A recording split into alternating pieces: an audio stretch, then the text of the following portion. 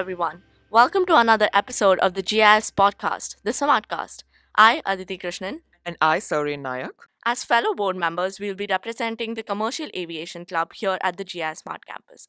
Today, we are delighted to have here with us Ms. Nidhi Balani. She is a former Singapore Airlines cabin crew and a successful entrepreneur and businesswoman working in the field of NLP and hypnotherapy. As part of the Commercial Aviation Club, we are curious to know about her journey in the field of aviation and learn from her how our students can benefit from her expertise and experience, which is why we are excited to have her here at the Smart Campus Radio Studio. Thank you, Ms. Balani, for taking the time off your busy schedule to talk to us. Welcome to the Smart Campus. Thank you, everyone. It's been a great pleasure. I'm really happy to be here. And thank you for inviting me over to share my experiences. I will share them openly. Sure, so let's dive into it. As members of the Aviation Club, we all aspire to be in the airline industry someday. Tell us, what was your motivation to pursue this field and how did you go about achieving it? Okay, so the honest one-word answer is my mom.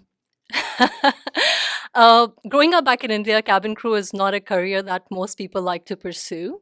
And my sister at that point in time was actually flying for Air India, which is an airline existing out of India. And my mother kind of pushed me, looking at the skill set that I have, to make this into a career. I'm really happy that she pushed me because the skill set that I had in terms of just being able to socialize with people, to be able to provide that kind of customer service was really honed when I became part of Singapore Airlines. And yeah, it's been fantastic 10 years with Singapore Airlines. Wow, you spent 10 years with Singapore Airlines, right? Yes. Yeah, and that's like a dream come true for any like aspiring person. So, would you like to tell us more about like the selection process or training process? And was it rigorous? And what are the qualities one should possess? Sure, I would love to share that. Singapore Airlines is not the first airline that I tried for. Of course, I tried for British Airways. I went for some of the Indian airlines that were existing in India at that point in time, which fortunately I did not get through.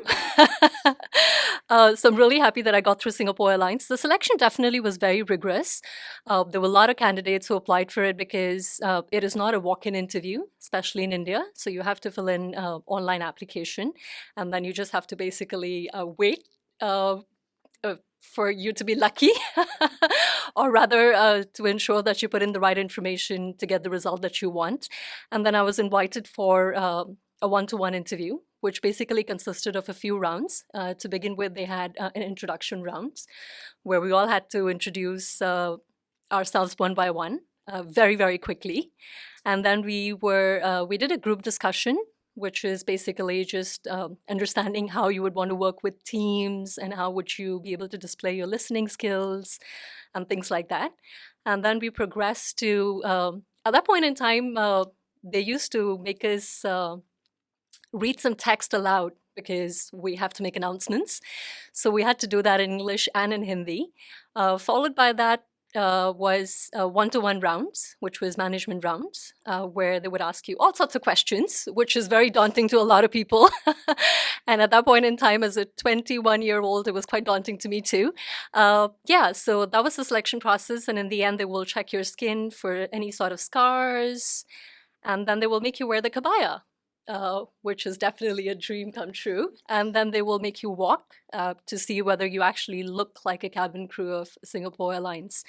The only difference that there was at that point in time from what it is now is that my selection process took 1 year. Oh, wow. Because for every round, you have to wait for like 3 to 4 months, and then they will call you back.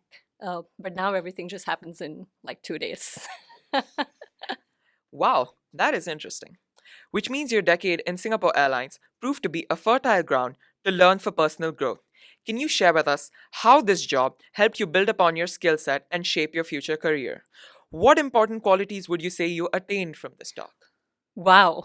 The first and the most important quality that I think I have built on is patience. My patience level is really way high. But then there's a lot more. To begin with, the job has a lot that you need to basically learn about because it's very different from a regular customer service job. You don't have a lot of time to make mistakes and do recovery. given that sometimes the flights can only be 3 hours long. So there was a lot of initiative taking, a lot of understanding what passengers look for, anticipating their needs. Those were some of the initial qualities that I got to learn when I got into the world of aviation as a cabin crew. But along the lines of me growing with Singapore Airlines, also realized that there was a lot more that I can learn. So Singapore Airlines has this great thing that it actually offers a lot of in-house courses like NLP, and if you want to deviate into getting into training, or if you want to be associated with the safety department, you could do that while you're flying. So I saw that as a good opportunity of building up uh, cabin crew as a career and not just flying for the sake of flying. So in about 4 years' time, I decided to be part of the training department. It was quite interesting because when I decided to join the training department, they never hire anybody who is not a leading crew. So they would want to hire someone who is already a leading crew. But I told them to just give me a chance. So I was one of the first flight stewardess who were actually doing training for Singapore Airlines. So I'm really glad that they actually believed in me and gave me that opportunity. So that's how I got involved with the training department. I learned a lot. Sharing my experiences with people who are new, teaching them how they could be better at making Singapore Airlines not just another airline, but a brand that people look up to. I also got an opportunity to be involved with the safety department. I was one of the ambassadors who used to help with all the safety, security stuff, investigations. They also gave me an opportunity to become an Indian ambassador. So I was involved with the cultural team, organizing a lot of events and things like that. So overall, basically, they gave opportunities, and I took those opportunities to see how I can not just be a cabin crew, but actually look at some of the things that could be a career when I leave Singapore Airlines, which I never wanted to do. But in case I would want to do that. So you talked about how being a cabin crew was a pretty tasking job, but there are many like common misconceptions about how cabin crews only give food out to the people and not do much. So could you share with us some of like the challenges and constraints and like what a average day in the life of a cabin crew looks like? Sure. It definitely is a very different job profile because sometimes your day can begin at 2 a.m. at night. And sometimes you would probably sleep the entire day because you've just landed from an 18-hour flight and you don't want to do anything else.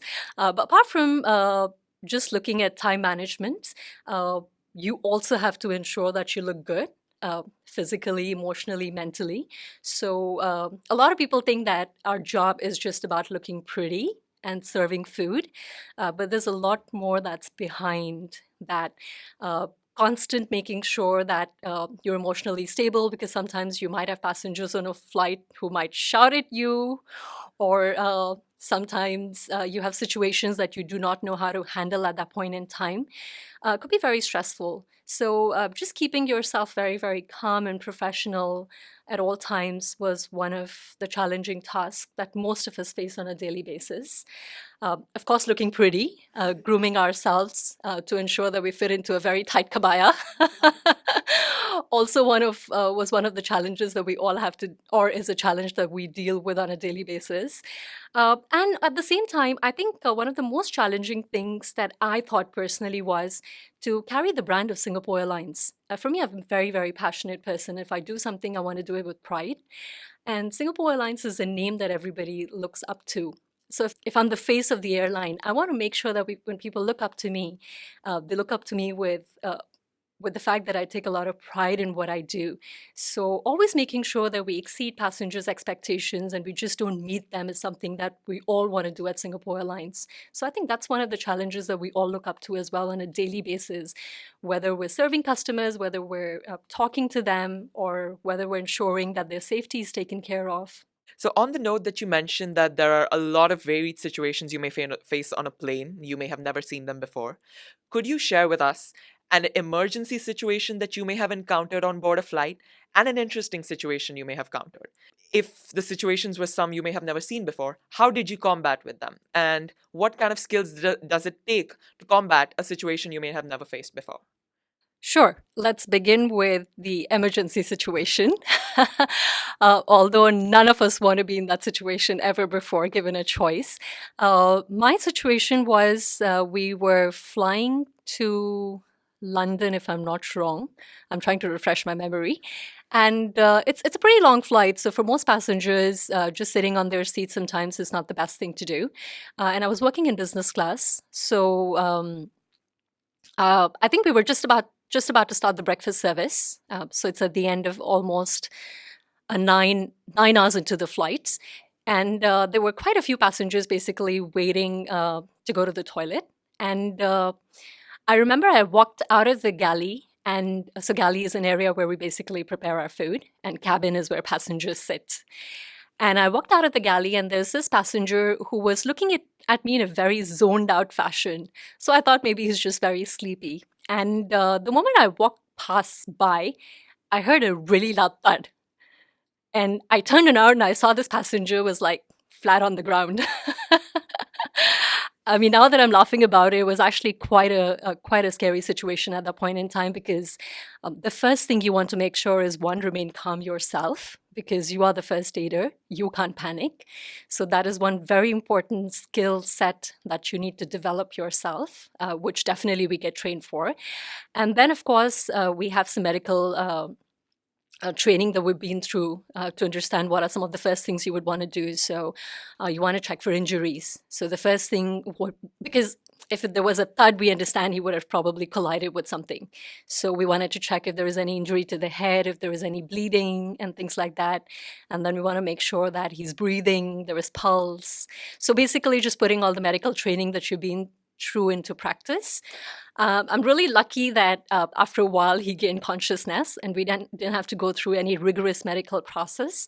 But overall, basically, yeah, just remaining calm at that point in time and just knowing what to do next because also everyone else is looking at you to ensure that you are going to do whatever it needs to take to ensure the passenger is safe.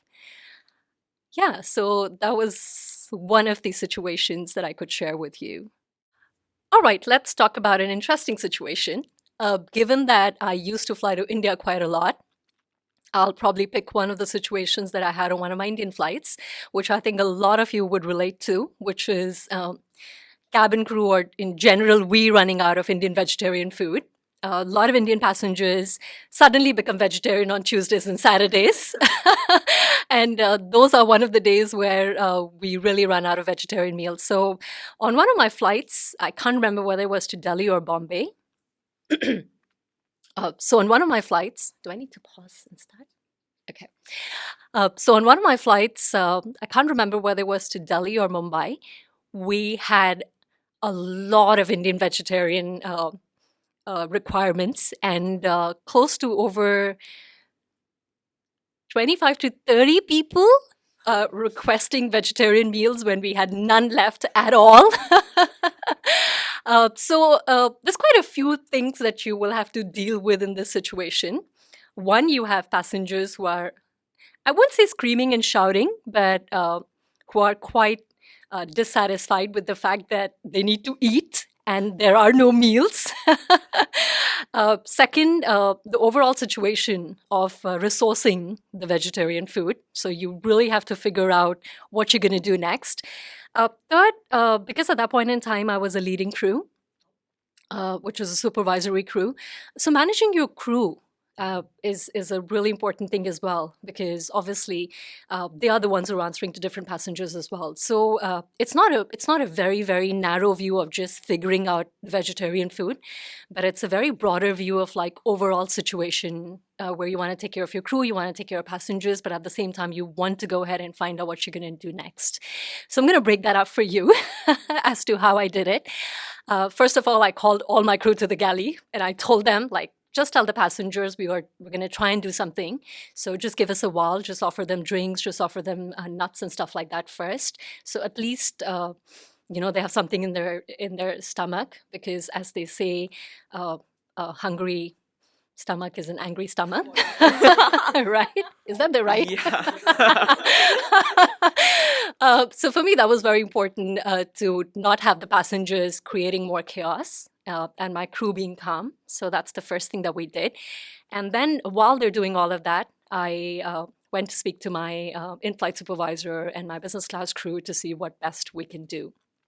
And I think this was a great teamwork effort because we managed to prepare 25 meals. And in that galley at that point in time, when I was preparing meals, I had my chief steward who was standing next to me and my in-flight supervisor who was standing next to me and basically just taking instructions from me.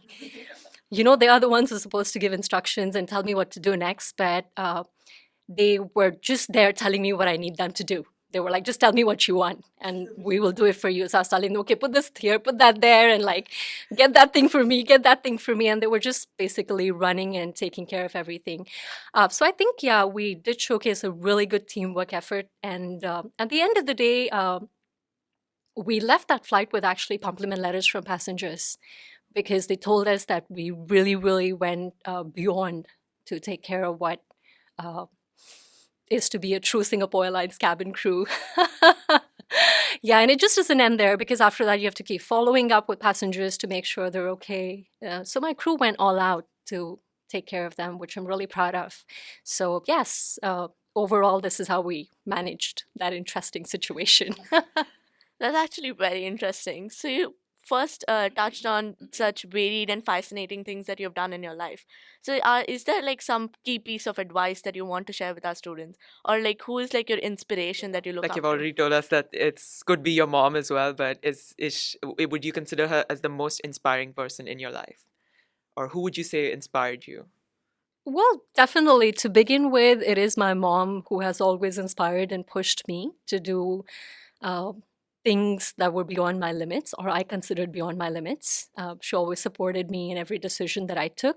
But along the line, I've met a lot of people. I would say everybody that I've met in my life is an inspiration to me because you learn something from everyone.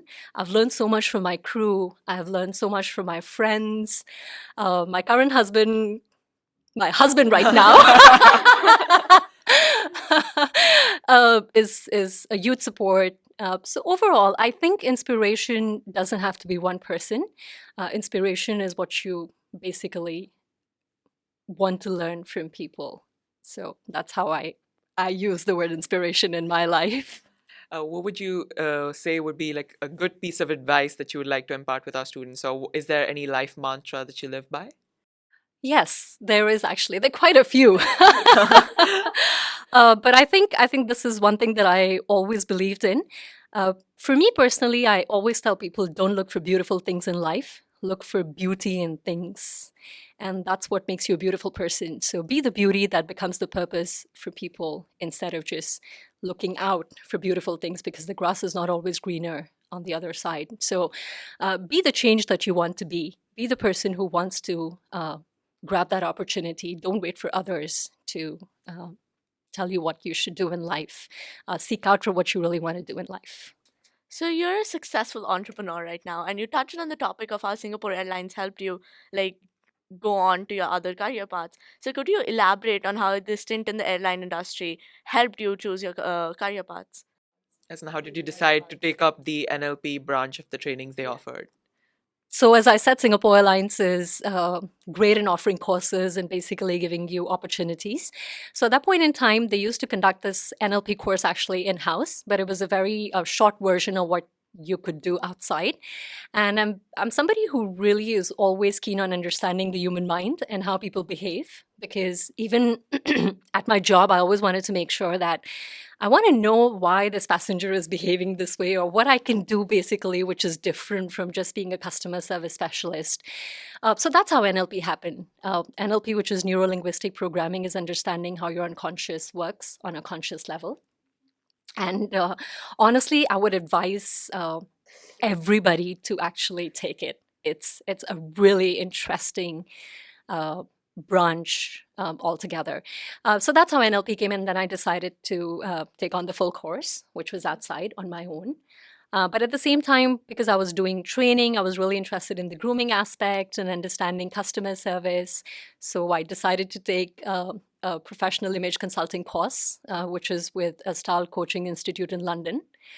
And while I was doing all that, I was still flying and basically building my career as a trainer, which I thought could be really useful, which is now. I'm able to do corporate training at this point in time. And I definitely use a lot of my NLP experience, not just in coaching, but also telling people what NLP is all about.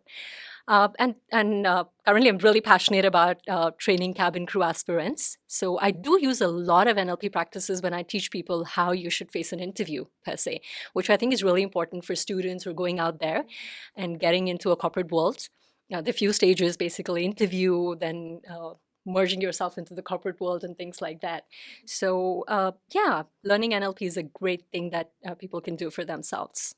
So, many of our students, myself included, have a keen interest in pursuing psychology in the future. So, I was hoping if you could tell us a little more about the NLP course and the hypnotherapy course that you took up and as part of the Singapore Airlines training program. Could you tell us what the course may call for, what the course may have to offer, and how was your experience in the course? Sure. So people who decide to take NLP usually are psychology. I would think that they would be looking forward to change people's lives. And that's what this course basically does, because NLP means neuro linguistic programming, which basically is just understanding how your unconscious works on a conscious level. So when I did the course, there was a lot of practical tools that I got to equip myself with, which allowed me to coach people or to help them with their existing issues in lives. So some of the things that I got to equip myself were how to help people in getting rid of their limiting beliefs or how to help them in changing certain habits. For example, if somebody wants to quit smoking and you want to help them doing that. So there are certain tools that NLP basically helps you in doing that. Making decisions in life, stop procrastinating. I believe overall, this is a practical tool for people who are interested in doing psychology, which will help them in changing people's life. Hypnotherapy came together as part of the NLP course that I did. So my course was actually 9 days, but there are a lot of courses out there which range from a various durations, basically. So depending upon what you look forward to do, you can go ahead and there are degree courses in NLP as well, basically. Hypnotherapy, again, was one of the practical tools that helps you in understanding or basically helping people focus their attention on what they really don't focus on a conscious level. For example, just to give you an example, sometimes when you're doing hypnotherapy sessions, you don't realize that there's certain underlying issues on a conscious level. But during a hypnotherapy session, people get to address those issues that might be underlying on their unconscious level. And that's how you basically help them move from one place in life to the other. As you mentioned before, you have taken the NLP and hypnotherapy course while you were working for Singapore Airlines. Could you tell us more about the various courses someone might take up while they're flying that help them advance themselves in their career? Like the various courses they can take up, maybe not just from their airlines, but out of personal interest or to further their studies? Sure. For most people who actually join airlines are usually the ones who are around the age of 20 or 21. And some of my friends actually took a lot of courses in psychology outside of Singapore Airlines. A lot of them took a lot of courses in image consulting and things like that. A lot of them actually are corporate trainers at this point in time. So they advance themselves in taking up courses that were actor certifications, and then they can become trainers. So there's like a lot of range out there for people, even when they're flying. For me personally, I did my operations management. I did my post-graduation in operations management while I was flying, because at that point in time, I didn't know what I wanted to do. So as a cabin crew, it doesn't limit you in doing what you want to do. It's just that when you're flying as a cabin crew, your job scope is much to do with customer service, but then you can advance yourself in any career that you want to, because at the end of the day, it's about how you would like to integrate the people skills that you learn in the job as a cabin crew to whatever you want to do. A lot of people now, when they quit flying, become insurance agents, or they even see a huge scope in doing recruitment or being part of the HR team, because it requires a lot of people skills. So there's like a lot of options out there that you can actually go and get yourself educated in. I think that's not the right thing to say. Or take up in terms of the education. Like I said, you could do psychology, you could do HR, you could do A lot of things. a things. lot of things. So, off mic, you mentioned leadership courses that Singapore Airlines gives you and lets you be a part of. So, could you tell us more about like leadership courses and also how you implemented them in your life and career and your future careers as well? Okay, sure. So I got an opportunity to take up this course that Singapore Airlines was then offering when I was flying. It's called a Professional Diploma in Leadership and People Management, which definitely helped me a lot to begin with in my career as a cabin crew, because when I was a supervisory crew, there were a lot of skills that I got to learn when I did that course, from managing people to understanding their expectations, to bringing a team together to be able to achieve the success that you want at the end of the flight. Because to me personally, when we talk about leadership, it's not just about leading people, it's about ensuring that everyone achieves a goal as a team. And that's what leadership is all about. You just don't have to stand out there and lead people. You have to ensure that everybody comes along with you and achieve what they want to achieve in a team, but also on an individual level. So, like for example, when I'm on flights and I'm dealing with situations like the one that I mentioned earlier, you have to ensure that your crew is taken care of, your passengers are taken care of. So overall, there's a lot of leadership qualities that you would be implementing when you're flying as a cabin crew, once you become a supervisory crew, when you become a leading crew or a chief steward or an in-flight supervisor, for that matter of fact, which are some of the career progressions that you could have within the cabin crew industry for Singapore Airlines in particular. Of course, every other airline has a hierarchy that they follow. So yes, that course did help me a lot. But in general, even after not being a cabin crew anymore, it did help me a lot in basically setting up what I'm doing right now in my personal life. It allows me to take challenges, being the leader in what I want to do, and of course, teaching people some of these leadership qualities that come along when they are doing their own businesses or when they're going for interviews or even in their daily lives when I'm teaching them anything to do with NLP. Okay, that was again interesting as always. Being a professional image consultant, could you tell us a bit more about the meaning, the techniques, and maybe the importance of maintaining a good self-image? Are there any secret tips you could share with us? Well, let's be honest. Even before someone talks to you, they look at you. So image has a huge part to play. But to me, image is not just being beautiful. To me, image is how you carry yourself, and that's exactly what I learned in the course when I did the professional image consulting, and that's what I want to teach people. Basically, it's not about how you dress, but how you carry what you dress. So you dress for success, you dress for your interviews, you dress for your opportunities. So overall, basically, the course entails a lot from understanding people's body, different kind of attire that would suit different kind of people based on their image, based on their body. That's a very small segment, actually. But how I use it currently is when I am coaching people when they go for the interviews. I'm able to tell them based on their personality what would be able to showcase their personality more when they would wear a certain kind of attire. What kind of hairstyle would look good on them when they want to make that impression. It's a very minute detail, but it goes a long way. So for me personally, the course was able to tell me how I can coach people to dress for success, to achieve what they really want to achieve. That's interesting.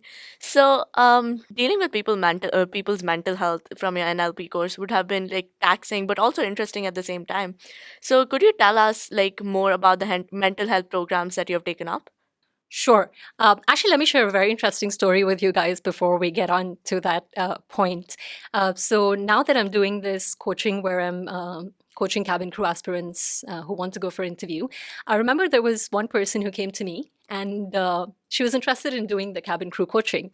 But before we actually sat down, she kept going back and forth and saying, should I go for the interview? Should I not go for the interview? Should I go for the interview? Should I not go for the interview?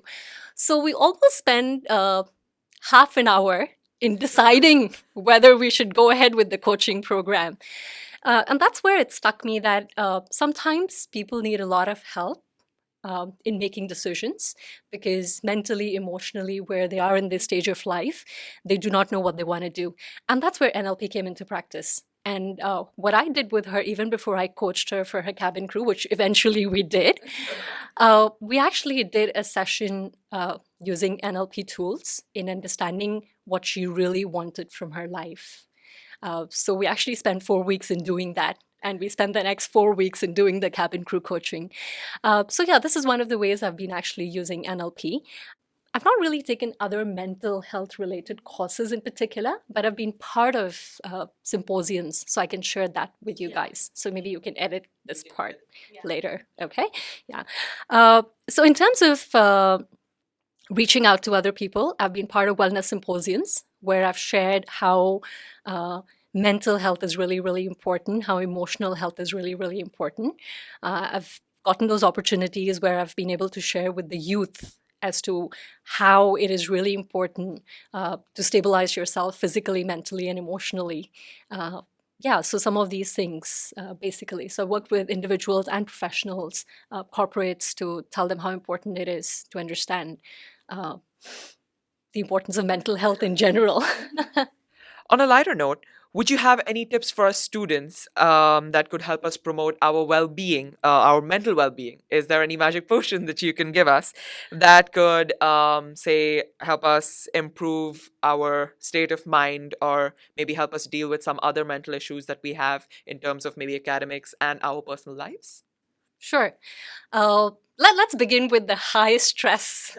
That's the first thing that we always relate to when we talk about students and academics, because exams and interviews and just in general, very high stress life for students, right? Okay. This one thing that I always tell people, a lot of people get nervous at times or blank out because they think that they do not know what to do next, or they do not have an answer to a question. Say, for example, when people go for an interview, they blank out because they tend to think that, oh, if the interview is going to ask me this question, what will I answer? What if I don't know the answer? Right?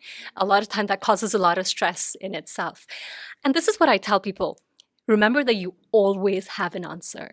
In life, all of us always have an answer. It's a choice that we make to not give that answer.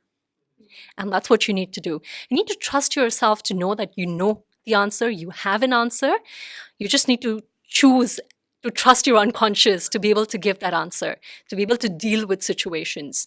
And one very important thing that comes handy and used to be a practical tool that I used to deploy in stressful situations is to be able to differentiate between responding and reacting.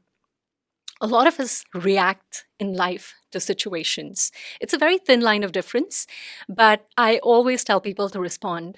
Whenever there is a situation, take a step back, think, and then respond instead of just immediately reacting to a situation. That does help a lot in dealing with any stressful situation, and just knowing that you know what to do. So just trust yourself and go with what your unconscious is telling you. And that's a very important thing that I learned as part of my NLP training, to know that my unconscious knows what to do next. I just need to believe in it. Okay, so that's one. The second thing that I would want to share in general about people who would want to perform better, or within peers sometimes, you have this thing about, oh, whether I'm being the best of what I can be. Am I performing? Can I do better? And things like that. I always tell people, everyone is unique. Everyone has a unique quality. You just need to identify what that unique quality that you have and then tap on it. Everyone is different. But trust me, everyone has a unique quality. So sit down with people or sit down with yourself and identify what's that unique quality that makes you different from everyone else, and then work on that unique quality to basically help you stand out and make you better in whatever you want to do in life. Say, for example, I know to a lot of people, talking is a negative quality. But to me, I use my talking to influence people. I use my ability to talk to be able to form that impression that I want to want to make on people. So yeah, figure out what's your unique quality and then work with it. Okay. And the last thing that I want to share with everyone here is don't get bullied into what people think about you. Everyone will always have a perception. You can never change what people think.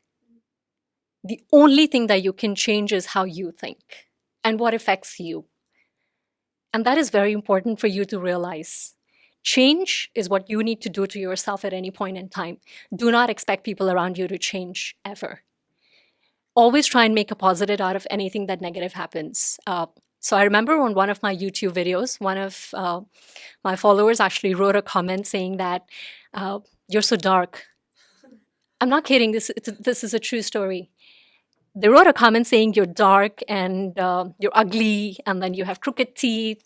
How can you even become a cabin crew? And then how can you go ahead and train people to become a cabin crew? Instead of reacting to that negativity, this is what I did. I made a video saying that, well, this happened, but I don't really get bothered. I just want to let everyone know out there that you're beautiful and just believe in yourself. So believe in yourself. And that's the magic portion. Believe in who you are. It really made a lot of sense and made me feel good too. Well, this has truly been a very interesting, informative, and a very fascinating session. Unfortunately, we have come to an end, but our questions have no limits, so we definitely look forward to a next session with you. Thank you so much, Ms. Nidhi, for joining us today to help us learn so much about 3 new fields in just one talk. We hope to see you soon on campus again. Thank you. And thank you all for listening to this podcast. Don't forget to like, comment, and share this with your fellow classmates and friends. To listen to more such interesting podcasts, follow us on soundcloud.com/smartcast. Until next time, this is Saurain. This is Aditi, Signing off.